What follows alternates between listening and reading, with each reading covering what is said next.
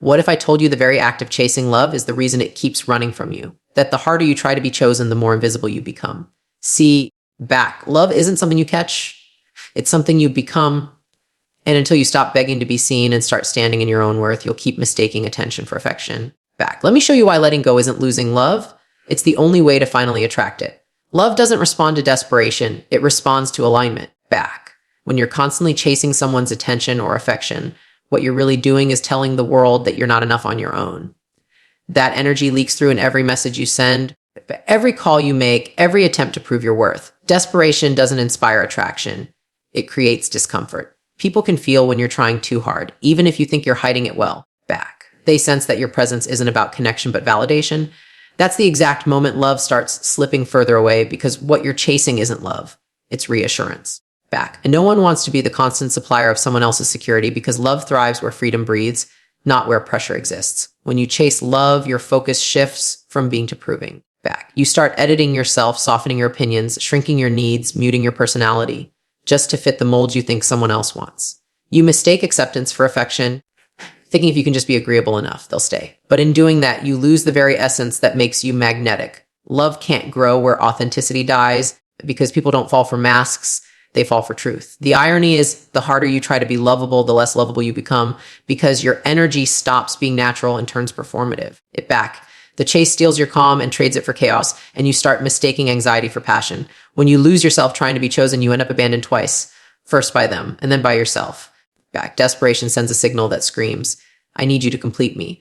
But love doesn't complete, it complements. When you depend on someone to fill your emptiness, back, you're asking them to carry the emotional weight you refuse to face. That's not love. That's emotional outsourcing. Real love happens when two people come together with full cups, back, not when one keeps trying to drink from the others. When your sense of worth depends on someone else's approval, you hand them the remote control to your peace. Every text left unread feels like rejection. Back. Every silence feels like punishment. Every distance feels like abandonment. You stop living and start waiting, trapped in a loop of seeking instead of becoming. Love doesn't run from you because you're unworthy. Back. It runs because your energy is heavy. And no one wants to love under the weight of someone else's unhealed need. People often confuse intensity with intimacy, thinking the chaos of chasing means something real must be forming. But love isn't supposed to feel like survival mode. If you're constantly anxious, checking your phone, replaying conversations, back, and analyzing mixed signals, that's not romance. That's self-abandonment in disguise. Healthy love feels steady, not suspenseful. It's not about guessing where you stand. It's about knowing you're safe where you are. But when you chase, you make uncertainty your home. You start romanticizing breadcrumbs, telling yourself that fragments are proof of connection. In reality, back. You're building castles on quicksand, hoping your persistence can turn confusion into clarity. The more you chase, the more you teach the other person they don't have to meet you halfway, take it back, because you'll do all the running for them. And eventually, that imbalance erodes both your dignity and desire. Every time you chase love, you're subconsciously saying you don't trust that it will find you. That disbelief turns into behavior, constant checking, over-explaining, and emotional over-investing. You treat love like a prize to be won instead of a bond to be nurtured. But love doesn't bloom under pressure. Back, it unfolds in peace. When you move from fear, you repel what you crave. People feel safer around those who are grounded, who can hold space without demanding constant reassurance. When you're calm within yourself, back, you become an anchor in a world of chaos. But when you chase, you become a storm, unpredictable, exhausting, overwhelming. Love doesn't hide from you out of cruelty. It hides because it can't breathe in your need. Back, it wants to come closer, but only when it feels invited, not hunted. The hardest truth to swallow is that love isn't lost because someone leaves. It's lost when you stop respecting yourself, trying to keep them. Back, every moment you beg for attention, every time you settle for less than you deserve, you reinforce the idea that love is conditional. You teach yourself that you must earn presence by sacrificing peace. But real love doesn't require you to beg, it requires you to believe. Chasing love becomes an endless audition where you perform instead of connect. Back, and you can't be chosen authentically while pretending to be someone else. The chase feeds insecurity, and insecurity feeds control, creating a loop that suffocates any chance at genuine intimacy. People who truly care for you don't need to be convinced. They need to be met. And you can only meet them when you stop running after what's running from you. At its core, back, chasing love is a symptom of scarcity, the belief that love is limited, that if you don't grab it now, it might never come again. But love isn't scarce, self-worth is. When you live from scarcity, back. You confuse possession with connection. You cling instead of connect, you grasp instead of grow. But love doesn't stay because you hold tighter, it stays because you let it breathe. When you chase, Back. You don't give it room to reveal itself naturally. You rush the process, forcing timelines and expectations that turn something simple into something strained. The moment you relax, take back. You allow the right person to reveal themselves instead of trying to force the wrong one to stay. That's the paradox. Love flows freely when you stop trying to control its direction. We live in a culture that glamorizes pursuit. Go get what you want. Fight for love. Never give up. But love doesn't operate like achievement. You can't outwork emotional connection. Back. You can't hustle your way into being someone's peace. When you approach love like a goal, you strip it of its humanity. You stop feeling and start strategizing. The chase becomes a game of winning, not understanding. Back. But love isn't a victory. It's vulnerability. The bravest thing you can do isn't to chase. It's to stay still and risk being seen exactly as you are. When you can sit in that stillness without reaching it back, without forcing, without panicking, that's when real intimacy begins to form. Because love doesn't reward effort, it responds to authenticity. There's a reason why peace feels more attractive than pursuit. When you stop chasing, your energy shifts from grasping to glowing. You stop sending signals of lack and start radiating contentment. That shift doesn't just attract love, it changes the kind of love you attract it back. Suddenly, you draw people who meet you in your wholeness, not your wounds. They come not because you need them, but because you inspire them. They don't feel pressure to fill your emptiness. They're drawn to your presence. That's the beauty of emotional maturity.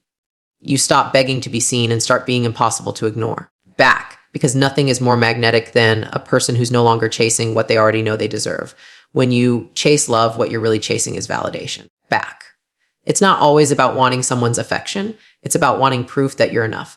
Deep down, there's a voice whispering that you're only lovable when someone else decides you are. Back. So you start performing for approval, adjusting your behavior to earn what should be given freely. You become addicted to crumbs of affection, mistaking them for confirmation of your worth. Back. Every compliment becomes oxygen. Every silence becomes suffocation. You start believing that love must be chased because you're not inherently worthy of it. But that belief doesn't come from truth. It back. It comes from wounds that never got healed. The more you try to prove you're lovable, the more you reinforce the belief that you're not. And so you stay trapped in a cycle where love feels like something you have to earn rather than something you already deserve. You can't receive love you don't believe you're worthy of. Even when someone genuinely cares, back. You'll question their intentions, doubt their consistency, and fear their eventual departure. It back. It's not because they're doing anything wrong. It's because your inner world can't accept the idea of being loved without condition.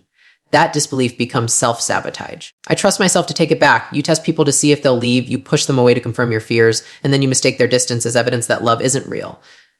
But love was never the problem. It was your capacity to receive it. You can't hold what your heart doesn't feel safe having. So instead of enjoying connection, you analyze it.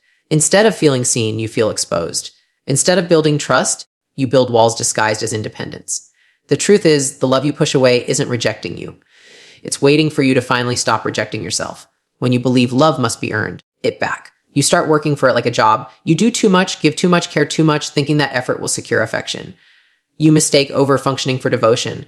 You think if you're indispensable, you won't be left. But that logic is rooted in fear, not love. Real love doesn't demand exhaustion, it invites ease. The more you overextend, the more resentment grows because you're giving from a place of fear, back, not fullness. You start keeping score, tracking how much you've done versus how little they've noticed. And when they don't reciprocate, it breaks you. Not because of what they did, it back, but because of what you believed it meant about you. You tell yourself you're unlovable when in reality, you were just giving in ways love never required. You can't earn what's meant to be received, get back. You can only block it by trying too hard. Most people don't realize that chasing love is a mirror of their relationship with themselves. Back, you're not chasing them, you're chasing the version of you that feels whole when they're around. You're addicted to the illusion of completeness. But if your happiness depends on someone's presence, back, it's not love, it's dependency. Love expands you, dependency erases you. The problem is we confuse attention with affection and intensity with intimacy. We crave the high of being chosen, back, the rush of approval that makes us forget the ache of insecurity, even if it lasts only a moment. That's why chasing love feels thrilling at first and devastating later. You're not actually in love with them, back. You're in love with how they make you forget your loneliness. And when they pull away, you don't just lose them, you lose the temporary peace they gave you. That's why it hurts so deeply. It's not rejection, back, it's withdrawal. Believing you must earn love teaches you to abandon yourself. You ignore your needs to meet theirs. You suppress your boundaries to stay likable. You silence your truth to stay chosen. Slowly back. You become a version of yourself that even you don't recognize. The worst part is the more you betray yourself, the more distant love feels. Because real love doesn't live where self-respect dies. Back. You think you're keeping someone close by compromising, but you're actually pushing them further away. Love can't thrive in inauthenticity. It needs honesty to breathe. When you make yourself smaller to be loved, back, you don't get love. You get conditional acceptance. And every time you accept less than you deserve, you confirm your belief that you weren't worthy in the first place. That's how self-doubt becomes prophecy. What you believe, you end up living. If you grew up having to earn affection through good behavior, achievement, or caretaking, chasing love will feel natural to you. It back. Your nervous system equates love with effort. Calmness feels foreign. Chaos feels familiar. So when someone offers stable love, it feels boring, even suspicious. Back. You'll subconsciously seek drama because peace doesn't feel safe yet. That's how trauma disguises itself as chemistry. You think you're drawn to passion, but you're drawn to patterns. Healing means teaching your body that calmness isn't rejection. It's safety. It means understanding that love doesn't need to be chased, proven, or performed. It can simply be back. But that's uncomfortable when all you've known is running after people who walk away. So you have to rewire what love feels like, from survival to serenity, from proving to receiving, from fear to trust. Back. The truth is, the relationship you have with yourself sets the tone for every relationship you enter. If you don't believe you're worthy of love, you'll tolerate disrespect disguised as affection. You'll confuse inconsistency for mystery and neglect for independence. You'll settle for emotional crumbs because you're afraid of starving without them. But you're not starving, you're self-denying. Back. When you start valuing yourself, you stop negotiating for love. You stop trying to convince people to see your worth, and instead you align with those who already do. The moment you raise your standards, back, you filter out connections that thrive on your insecurity. You stop chasing and love starts finding you naturally because your energy no longer screams, "I'll do anything to be chosen." It whispers, "Yeah, I already am." That's the frequency that pulls love closer instead of pushing it away. Receiving love requires vulnerability. The courage to believe that you can be loved without performance. Back. But that's terrifying when you've been wired to earn approval. Letting love in means risking the possibility of losing it. And that's what makes people run. They'd rather chase what's unavailable than risk losing what's real. But love doesn't bloom in fear, it blooms in openness. To receive love, you have to soften. You have to stop rehearsing rejection and start expecting reciprocity. You have to allow yourself to be seen, not for who you think they'll love, but for who you actually are. That, because only when you allow that level of truth can love truly land. The ones who are meant for you will not be frightened by your wholeness. They'll be drawn to it back. But they can only find you when you stop hiding behind the version of you that's constantly chasing to feel enough. You can spend your whole life chasing love that's conditional, back. Or you can learn to become the kind of person who attracts love effortlessly by knowing your value. The choice is always between fear and faith. Fear makes you chase, faith makes you attract it back. Fear tells you love is outside of you. Faith reminds you it's already within. The work isn't in finding the right person. It's in becoming the right home for love to stay. Because when you truly believe you deserve love, you stop asking for it to prove your worth. You start receiving it as proof that you already have it. That belief changes your energy, your boundaries, your relationships, your entire reality. And once you reach that point, love no longer feels like something to pursue. It becomes something you naturally invite by being who you are without apology. Back. The moment you stop chasing, everything begins to shift. You start to see that love was never about running after someone, but about learning how to stand still without fear. Back. Chasing comes from control. The belief that if you push hard enough, you can make something stay. But surrender is the opposite. It's the quiet confidence that what's meant for you will find you back, even when you stop forcing it. When you release the grip, you make space for something genuine to enter. It's not about giving up. It's about giving in to trust. The paradox of surrender is that by not chasing, you become magnetic. Your calmness becomes your power. Your peace becomes your pull. Love begins to move toward you not because you demand it, but because you no longer need to. Letting go doesn't mean you stop caring. Back, it means you stop controlling. You realize you can love someone deeply and still not lose yourself trying to keep them. When you chase, you confuse attachment with affection. You think if you stay close enough, back, love can't leave, but that very closeness becomes suffocating. True love thrives in space, not distance, but freedom. Freedom to breathe, to grow, to choose each other willingly. When you let go, back, you send a message that says, I trust this connection enough not to cage it. That's powerful energy. People feel drawn to those who aren't clinging because detachment signals strength. It says, back, I'm whole whether you stay or not. And ironically, that's the very mindset that makes people want to stay. Surrender isn't passive, it's active trust. Back, it's choosing to have faith in what's unfolding instead of obsessing over what's uncertain. You stop fighting for clarity and start allowing things to reveal themselves in their own time. Back, the chase comes from fear. Fear that if you don't control the outcome, you'll lose it. But love doesn't need micromanagement, it needs belief. When you chase, you send energy that says you don't believe you're enough to be chosen freely. But when you surrender, you say, I am enough and what's real will recognize me. That's not weakness, that's self-respect. It back. Yeah. You stop auditioning for someone's affection and start embodying the kind of peace that doesn't beg to be kept. In that space, connection transforms from fragile to fluid, from effort to ease. Back. It's in surrender that your energy softens. You stop operating from panic and start moving from presence. You no longer wake up wondering if they'll text back or if they still care back, because your sense of peace no longer depends on their response. That's freedom, not from love, but within it. The version of you that chased was fueled by scarcity back. The version of you that surrenders is fueled by abundance. You realize that love isn't something to win. It's something to witness. You don't have to force someone to love you back. You just have to be yourself fully enough for them to see you clearly. And if they can't see you, it's not your job to shine brighter. It's their lack of vision that keeps them in the dark back. Your only task is to stay in your light. When you stop chasing, you stop shrinking, you no longer twist yourself into shapes to fit someone's comfort. You stop editing your truth to be more palatable. Stop silencing your needs to seem easy to love. You realize that the right love doesn't require you to erase yourself. Surrender allows you to show up as your authentic self, unfiltered, unpolished, unapologetic. Beck, you don't chase because you understand that love built on performance is temporary. The people meant for you will meet you as you are, not as you pretend to be. That authenticity creates connection that lasts back because it's built on truth, not transaction. And when you can finally exist as yourself without fear of losing love, you've already found the freedom that chasing could never give you back. The irony is that when you stop trying to make love happen, it starts happening more easily. You become lighter, you stop overanalyzing texts, reading between lines, or predicting rejection before it arrives. Back. You learn to observe instead of react. You start noticing who matches your energy instead of who drains it. You stop chasing chemistry and start valuing consistency. That shift turns your love life from chaos to clarity, because love doesn't require constant effort. It requires aligned energy. When two people meet in peace instead of pressure, the connection deepens naturally. That's the paradox most people never realize. Back. The less you try to force love, the more effortlessly it flows toward you. Letting go also means surrendering your attachment to timing. You stop asking, when will it happen? And start trusting that it will when you're ready. Chasing often comes from impatience, the fear that love is passing you by. But surrender teaches patience. That reminds you that love delayed isn't love denied. That what's meant for you is not being withheld, it's being prepared. And when it finally arrives, you'll understand why it couldn't come sooner. Because you had to grow into the version of yourself who could hold it. Love that's forced too early falls apart under pressure, but love that's aligned arrives effortlessly. You can't rush what's real. You can only ruin it by chasing it before it's ready to meet you.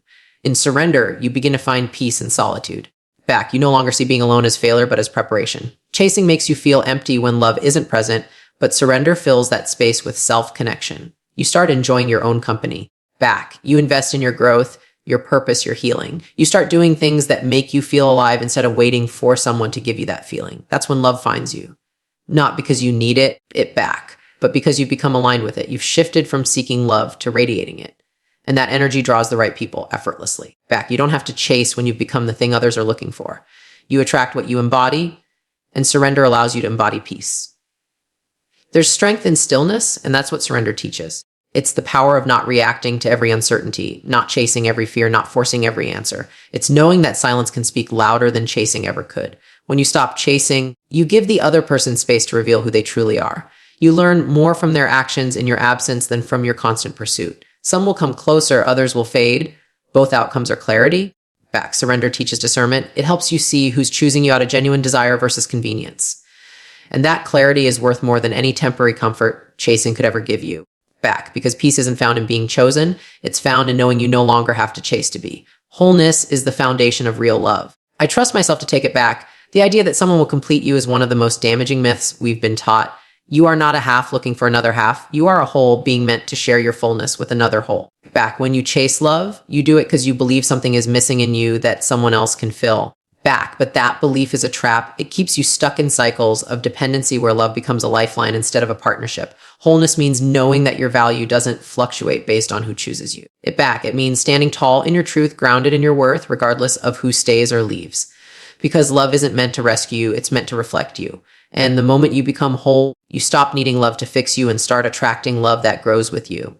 Becoming love starts with turning inward. The affection, validation, and safety you seek from others are things you can cultivate within yourself. You can't ask someone to give you what you refuse to give yourself. Self-respect, self-trust, and self-compassion are the soil where love takes root. When you learn to meet your own needs, you stop looking for people to fill your emptiness and start inviting them to share your abundance. That's when relationships evolve from desperation to choice. Love stops being something you chase and becomes something that flows naturally from who you are. You start showing up differently, calmer, clearer, more confident. And the people around you feel that. They respond to your energy, not your words. because nothing is more attractive than a person who's at peace with themselves. When you operate from wholeness, back, you stop settling for partial love. You no longer tolerate inconsistency, half effort, or conditional affection. You begin to see that being alone is far less painful than being with someone who doesn't see your value. You stop confusing loneliness with loss because you realize your solitude is not emptiness, it's strength. It's the space where you reconnect with yourself, rebuild your confidence, and rediscover your power. Back. Wholeness changes your standards. It shifts what you find acceptable. You no longer chase because you no longer need to. The love you seek now must mirror the love you've already cultivated within. Anything less feels foreign, because once you've tasted peace, chaos stops feeling like home. The energy of wholeness changes the type of people you attract. When you come from insecurity, you attract people who feed on it, people who thrive on control, validation, and power dynamics. But when you operate from wholeness, you attract people who respect your boundaries, honor your energy, back, and mirror your growth. It's not magic, it's alignment. Like attracts like. When your sense of worth comes from within, you stop tolerating connections that drain you. Back, you recognize that love shouldn't feel like a roller coaster. It should feel like a rhythm. It's not meant to leave you guessing, it's meant to make you feel grounded. Back. The love that aligns with wholeness doesn't take from you, it adds to you. And that's how you know it's real. The moment you stop running from yourself, you stop running after people who can't love you. Back. The truth is, most chasing comes from avoidance. We chase others so we don't have to face our own emptiness. We fill the silence with someone else's attention because being alone feels uncomfortable. Back. But healing happens when you can sit with that discomfort without trying to escape it. When you face your own reflection and choose to accept it, flaws and all, you break the cycle of seeking completion in others. Back. You start seeing love not as something to find, but as something to express. Because once you accept yourself, you stop demanding that others do it for you. You become emotionally self-sufficient. Back. Not because you've stopped needing people, but because you no longer need saving. Becoming love also means taking responsibility for your energy. You begin to notice how your actions, thoughts, back, and beliefs shape the relationships you experience. If you approach love from fear, you'll attract situations that reinforce it. But when you lead with openness and authenticity, love meets you there. Back. Wholeness means owning both your light and your shadow, understanding that you are both a work in progress and a masterpiece at the same time. You don't need perfection to be lovable. You need presence. Back. You need honesty. You need courage. Because real love doesn't come from trying to impress. It comes from daring to be seen exactly as you are. And the more you show up that way, back, the more you invite relationships that see you clearly and love you completely. The beauty of wholeness is that it doesn't make you immune to pain. It makes you resilient through it. You still feel disappointment, back. Heartbreak and loss, but they no longer define you. You stop collapsing when love leaves because your identity isn't tied to someone else's presence. You've built your home inside yourself. Back. You can grieve without losing yourself. You can love without fear of breaking. Because when you know who you are, love becomes an addition, not a lifeline. You learn that endings aren't failures, they're redirections. Back. Every loss becomes an invitation to return to yourself, stronger and softer at the same time. And every time you do, you expand your capacity to love, not from emptiness, but from evolution. Back. Wholeness also transforms how you give love. When you love from wholeness, you no longer give to be needed, you give to be connected. You don't pour from exhaustion, you share from overflow. Your love becomes generous, back, not because you're trying to earn affection, but because giving feels natural when you're full. You no longer keep score because your worth isn't dependent on what you receive in return. Back. You can love freely without fear of being taken advantage of because your boundaries protect your peace. That's what real love looks like. Not attachment, but alignment, not dependency, but choice. Back. You love because it feels like truth, not because it feels like survival. And in that, you become someone who elevates love itself. When two whole people come together, love becomes expansion. Back. It's not about completing each other. It's about amplifying each other's light. It's partnership, not possession. It's collaboration, not competition. But each person continues to grow individually while supporting the other's journey. That's why wholeness matters, because without it, love becomes a tug of war for validation.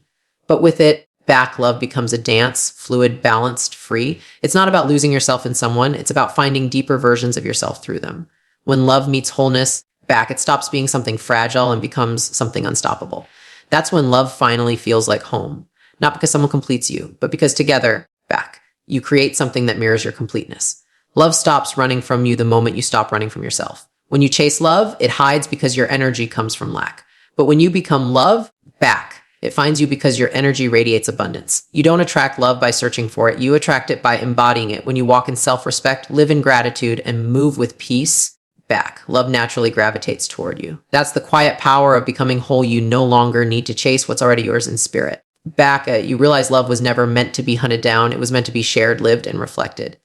And the moment you understand that, back. You stop waiting to be loved and start becoming the reason love feels possible again. That's where true freedom and true connection begins.